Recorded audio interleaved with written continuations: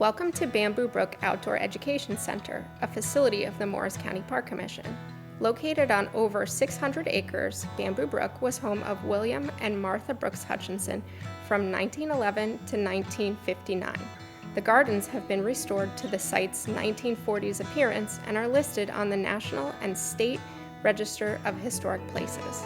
Martha Hutchinson, one of America's first women landscape architects, was interested in the field of horticultural therapy, the use of native plants, and the role of garden clubs, including her own, the Garden Club of Somerset Hills, in the advancement of civic horticulture.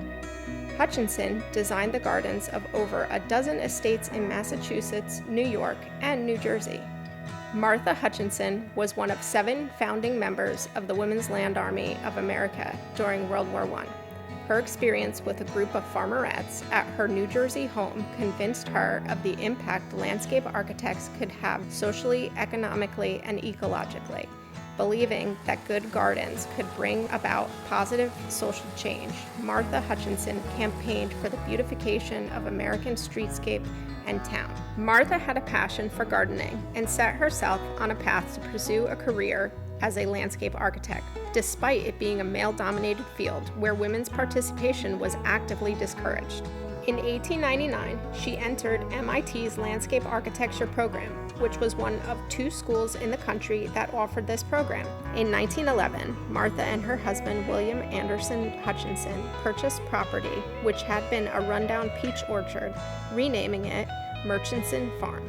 In 1923, she wrote the book Spirit of the Garden, which explained her design philosophy and principles. This book became a gardening classic and was reprinted in 2001.